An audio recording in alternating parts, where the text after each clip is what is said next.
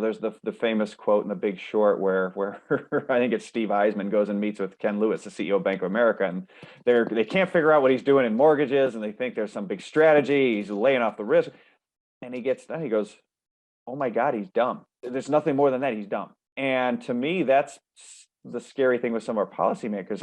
I think some of it is that they're just dumb, or they're so dogmatic that it doesn't make sense what they're doing. And so you can see things now playing out. We've been saying to our clients for really the last 3 months, and this is the scariest macro setup I've seen in my 27 years in this business and in finance, because it is so unique in the setup. We've never had debt we've never had debt this high. We've never had derivatives this high. We've never had these Western social entitlements go cash flow negative the way they are. We've never had peak cheap energy like this, where you're trying to move a society en masse from a higher energy return on an energy investment more dense to lower ones. Yeah. It's never been done in history before. Historically, cultures that try to do that, they collapse, they go away. The geopolitical situation, the supply chains and the complexity of supply chains, the deindustrialization of the U.S. specifically, the West, parts of the West more broadly that has occurred. All of these things are just this toxic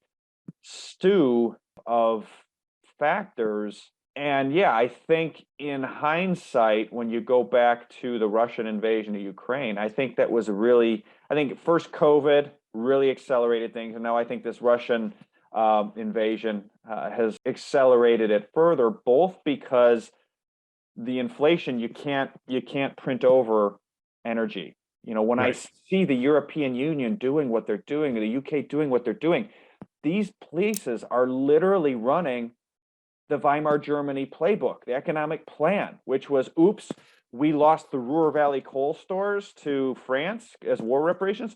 Don't worry about energy, just print over the difference.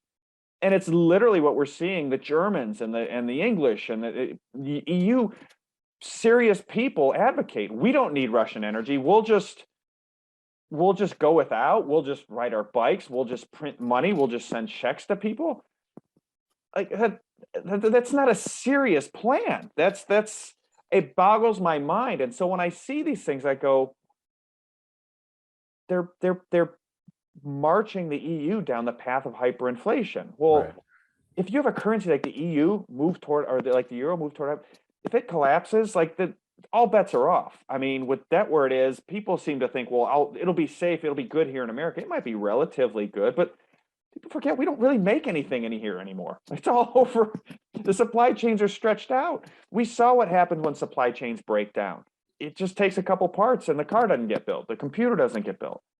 So to me, I think why I'm really getting more concerned is the leadership and the response to the leadership. I mean, to me, it was obvious what Putin was going to do. I mean, he had to have known that we were going to sanction him. We've been doing it to everybody. So then when he basically weaponizes gas to support the ruble, I mean, it seems like Plan B was in the West was like, okay, let's kick all the Russian tennis players out of Wimbledon and send another $40 billion to the Ukraine.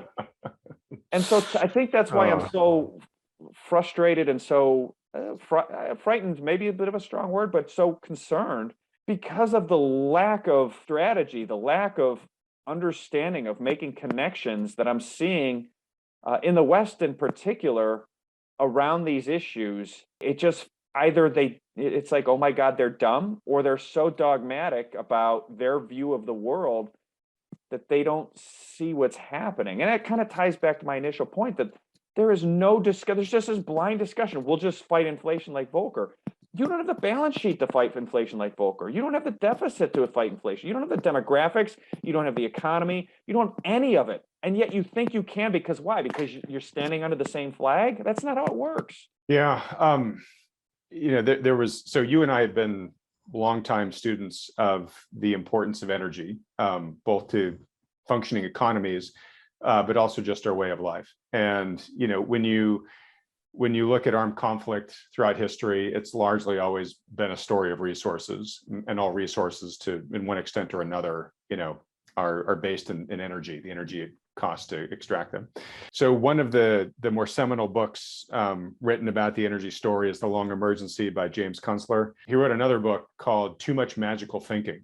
And that's exactly what I hear you railing about right here, Luke, right? Is when people don't really appreciate or even understand the big predicaments they face, it's tempting just to sort of, in the interim, turn to magical thinking, right? And proclaim all the ways in which it's not really a problem. And those then die as reality really begins to arrive in force. And then what results is many fewer options than you would have had if you had taken action earlier. So